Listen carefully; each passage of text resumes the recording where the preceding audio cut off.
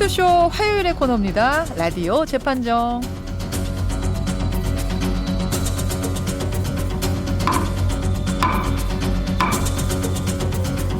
논란이 되고 있는 이슈나 인물을 저희가 스튜디오 재판정 위에 올려놓으면 여러분들 양측의 변론을 들으시면서 판결을 내려주시는 코너죠. 오늘도 두 분의 변호사 모셨습니다. 백성문 변호사님 어서 오세요. 네, 안녕하세요. 백성문입니다. 조우란 변호사님도 어서 오세요. 네, 안녕하세요. 조우란입니다. 아니 오늘은 뭐 시간이 없지만 제가 하나만 좀 짧게 여쭙고 본론 들어갈게요. 뭐냐면 어제 하루 종일 화제가 됐던 사건.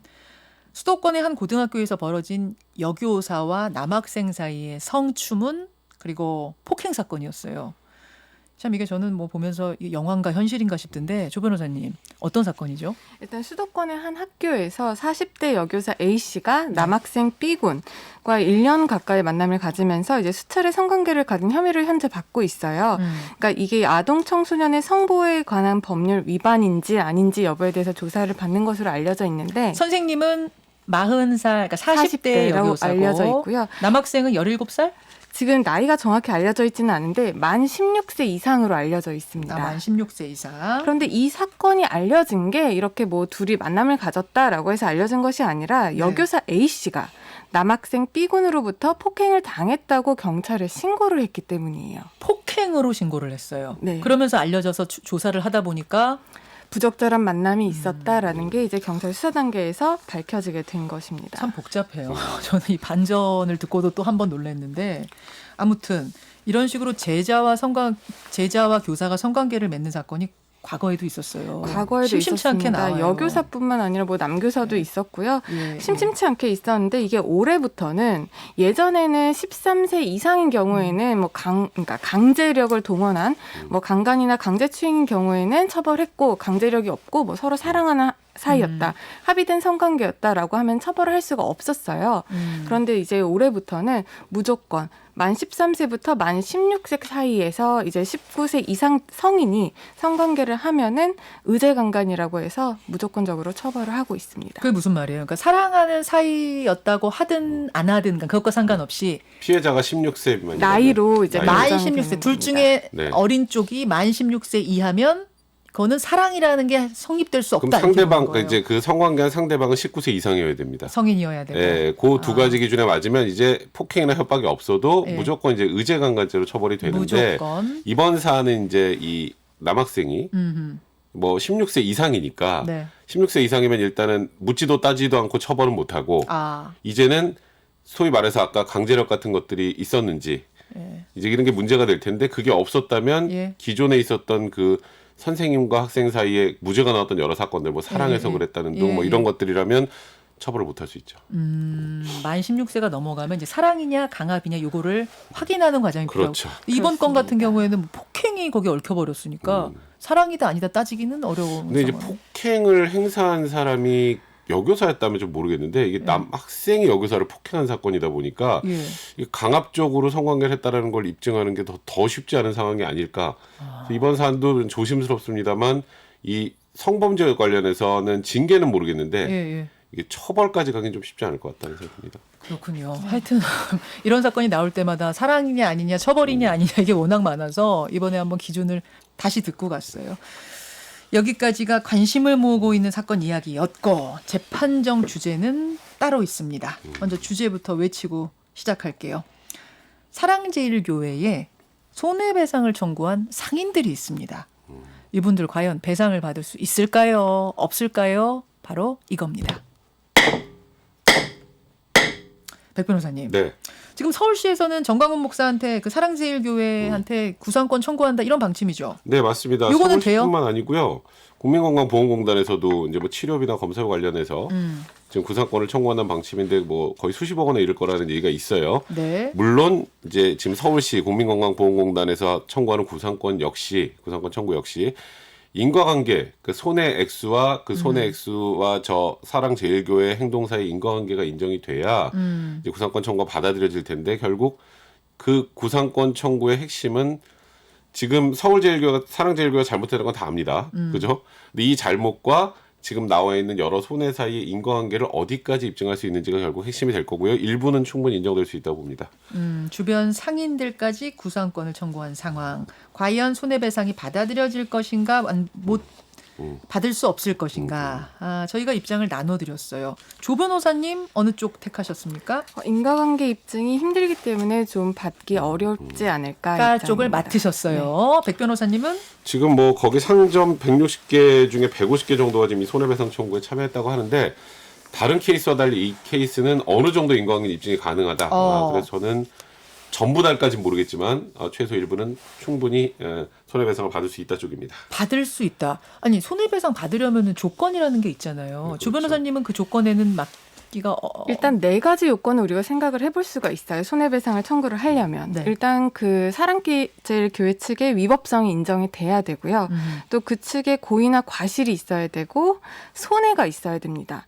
그리고 그 행동과 결과 사이에 인과관계가 있어야 되는데 제일 중요한 게 마지막이군요. 네. 어려운 그런데 게. 일단 그 사랑제일교회 위법성 인정이 된다고 봐야 할 것 같고요. 예. 또 고의나 과실 어느 정도 있다고 봐야 될 것 같고요. 예. 손해도 상인들이 지금 매출이 현저하게 감소가 됐습니다. 당연히 손해도 존재합니다. 네. 그런데 이제 관건은 그 교회의 그런 행동이랑 이 상인들이 입은 손해 사이에 인과관계를 입증을 할 수 있겠느냐. 분명히 매출은 떨어졌어요. 네. 3개월 전하고 지금하고 비교하면 반토막이 났어요. 근데 이게 꼭 사랑제일교회 때문만이겠느냐? 그냥 코로나 때문에 여기저기가 다 힘들지 않느냐? 이렇게 얘기해버리면 어떻게 할 것인가? 이 인과관계 입증이 핵심이군요. 백 변호사님, 네. 인과관계 입증 가능하다고 보세요? 일단 통상적으로 이렇게 코로나19 때문에 매출이 떨어졌으니까 손해배상을 해주세요라고 하면 인과관계 입증이 굉장히 어려울 거예요. 근데 이 사안은 조금 특수합니다. 어허. 왜냐하면 이 청구하는 상인들이 전국에 있는 상인들이 아니고요. 네. 사랑제일교회 근처에 있는 상인들이에요. 그렇죠. 그죠? 그러면 이렇게 생각하죠. 지금 코로나 때문에 다 매출 떨어졌잖아. 보통 얘기를 합니다. 네. 아, 이거 2.5단계면 다 떨어지지. 그렇지. 그죠? 2.5단계 누구 때문에 갔죠? 누구 때문에 갔느냐? 누구 때문에 간다는 건 좀 제가 좀 너무 누구 심하지만 때문에 갔냐를 하나를 콕 찍어 말하긴 그렇지만 광화문 큰 집회 원인을 영향도 큰 있었다라고 원인을 대체적으로 보죠. 제공했다라고 볼 수 있죠. 그리고 다른 곳이 아니라 지역적 특수성이 있어요. 사랑제일교회 근처입니다. 사랑제일교회 최근에 뭐 일단 관련 확진자가 1,000명이 넘게 나오는 상황인데 네. 사랑제일교회 근처에 사람들이 가고 싶을까요? 좀 꺼리게 되겠죠. 그렇죠. 심정적으로. 이 지역에는 인구 유동성 조사할 수 있는 그런 제가 알기로 기구도 있는 걸로 알고 있는데 그럼 얼마나 사람이 줄었는지는 체크할 수 있을 겁니다. 근데 그 사람이 줄은 게 꼭 사랑제일교회 때문이라는 걸 또 입증해내야 되죠. 그러니까 네. 그러니까 소위 말해서 그 광화문 그 집회 이전에 그 동네 유동 인구와 집회 이후에 사랑의 제일교회에서 확진이 막 많이 나오면서 생긴 그 유동성 인구의 감소는 충분히 그건 수치화할 수 있잖아요. 수치할 수 있죠. 그러면 유동성이 있을 때 그 광화문 집회 전에 매출이 있을 거고요. 네. 유동성이 떨어진 다음에 매출이 있겠죠. 예. 이 차이가 손해가 될 수 있잖아요. 그래서 통상적으로 이런 코로나 때문에 매출이 떨어졌어요. 이거 손해 배상해 주세요는 인과관계 입증이 굉장히 어렵겠지만 이번 사안은 사안의 특수성이 있기 때문에 좀 다를 수 있다는 겁니다. 자, 이렇게 생각하시면 백변, 손해 가능 이런 식으로 보내주시면 돼요. 샵 1212로. 예, 조 변호사님. 이제 백 변호사님 말씀처럼 그럴 수 있겠다라는 생각은 충분히 돼요. 그런데 그렇게 생각을 할 수도 있고 추측도 할 수가 있고 그게 만약에 사실일 수도 있어요. 네. 그런데 이제 그것을 어떻게 입증을 할 것인가. 그러니까 예를 들면 그 매출의 감소가 그 교회의 코로나 확진자 발생에 따른 것인지 아니면 코로나19가 유행해서 그런 것인지 아니면 그 15일을 기점으로 광화문 집회를 기점으로 이후에 벌어지는 사태들이 다른 건 그전과 아무런 관계가 그러니까 다른 건 다 조건들이 똑같다고 봤을 때 그 사랑제일교회만의 어떤 특수성이 있어야 되는데 광화문 집회 이후에 코로나 사회적 거리두기 2.5단계로 격상이 됐고요. 그렇죠. 국민들의 인식이 더욱더 집에 있어야 한다. 그러니까 나가지 말아야 된다. 사회생활을 거의 다 못하는 정도에 이르렀어요. 다른 요소들이 많이 결합이 되어 있기 때문에 교회의 행동으로 인해서 손해까지 인과관계를 입증하는 이것만 딱 발라서 우리가 인과관계를 생각하기 어렵다는 지금 겁니다. 유동인구 얘기하셨거든요. 백 변호사님은. 근데 네네. 그 유동인구의 변화를 수치로 뽑아낸다 할지라도 그것조차도 이것 때문이란 걸 입증해내기가 그 어려울 것이다. 유동인구가 만약에 50%가 감소를 했다고 생각을 해봅시다. 그런데 이 서울의 이 장이동 근처가 아니라 다른 지역에서 50%, 60% 떨어진 곳들이 있어요. 그럼 그건 또 어떻게 설명할 것인지 반박할 거리가 너무 많습니다. 백 변호사님. 근데 원론적으로 생각을 해보면 광화문 집회 이전 이후의 변화는 사회적 거리두기 2단계로 변화했고 그다음에 수도권 2.5단계로 왔기 때문에 네. 일단 이 최초 원인 제공자가 누구인지 그 원인 제공 중에 사랑의 제일교회가 큰 역할을 했다는 거는 부인하지 못한다는 말씀을 아까 제가 드렸고요. 두 번째는 이제 사랑제일교회 주변에 사람들이 많이 가지 않았던 이유를 한번 생각을 해보죠. 제가 조금 전에 말씀드렸던 것처럼 그 사랑제일교회발 확진자가 많았기 때문이라도 있지만 또 하나는 사랑제일교회에서 사실 제대로 이제 신도들 검사받으라고 권유도 안 하지도 않았고 신도들 중에 광화문 집회 참석한 분들 중에 검사하지 않은 분들도 많았죠. 그럼 어때요? 그곳에 가기에? 그냥 일반인으로서. 뭐 심리적으로 무섭죠. 꺼려지죠. 예. 그러니까 유동성이 떨어지는데 가장 큰 이유는 그 지역만 한정한다면 사랑제일교 때문이에요. 그러니까 제가 말한 건 지역적 한정을 말씀드린 거예요. 전국이 아니라. 네네. 그렇다면 사랑제일교회 발 문제가 터지고 나서 예. 이 지역의 사람들의 유동성이 줄었다면 이건 충분히 사랑제일교회 때문에 유동성이 줄었다는 건 인정이 가능하다고 생각하거든요. 온전히 사랑제일교회 그러니까 때문만이다라는 제 걸 말씀드렸던 어떻게 것처럼 100% 인과관계를 입증은 못하죠. 예, 예, 예. 하지만 이 정도의 인과관계 인정이 된다면 이 정도면 된다? 상인들의 손해배상 청구 소송의 액수가 제가 얼마인지 모르겠습니다만 네네. 전액이 인용되기 힘들어도 네. 일부 인과관계는 충분히 인정될 수 있다는 거예요. 그러니까 손해배상 청구를 했는데 이건 인과관계 없으니까 100원도 배상해 줄 수 없어요가 아니라 어느 정도의 인과관계는 러프하게라도 충분히 입증 가능하기 때문에 그 부분에 대한 손해는 인정이 될 거고 40이면 40, 제 50이면 개인적인 50%. 생각에는 이런 재산적 손해는 위자료 인정 많이 잘 안 해줘요. 원래 재산적 손실이 보전이 되면 네. 정신적 손해는 거의 같이 보전이 된다고 보통 재판부가 보는데 네. 이렇게 손해배상 액수와 인과관계 좀 애매한 부분은 예, 예.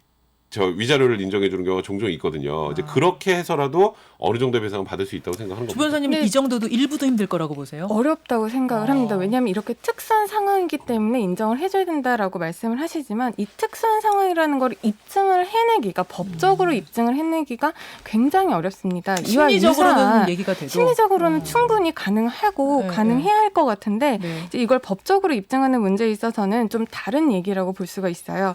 유사한 사례들이 과거에 있었습니다. 사례. 2008년에 이른바 이제 광우병 촛불 시위. 네. 그 당시에 불법 시위자들이 있었어요.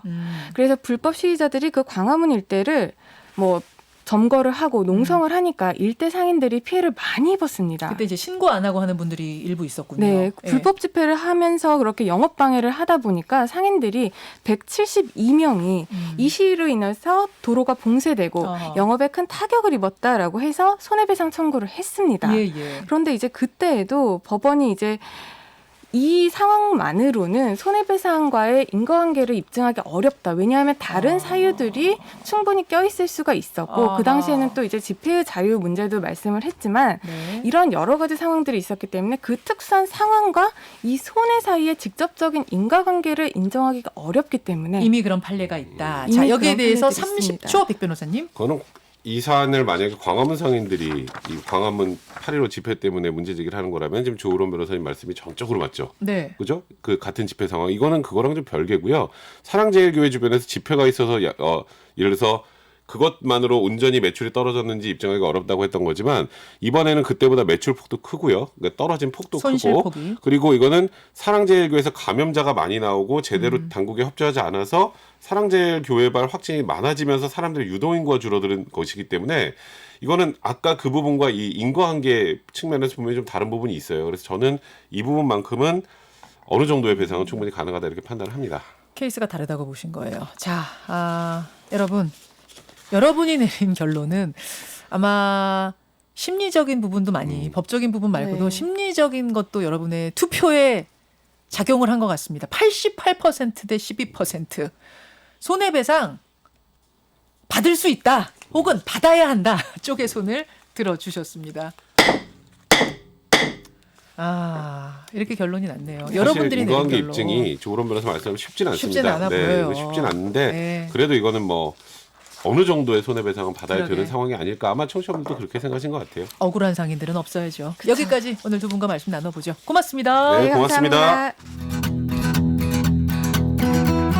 김현정의 뉴스쇼는 청취자 여러분의 참여로 이루어집니다. 트위터, 페이스북, 레인보우 게시판, 그리고 단문 50원, 장문 100원의 유료 문자 샵 1212, 우물정 1212 통해 참여하실 수 있습니다. 김현정의 뉴스쇼, 여러분과 함께 만듭니다.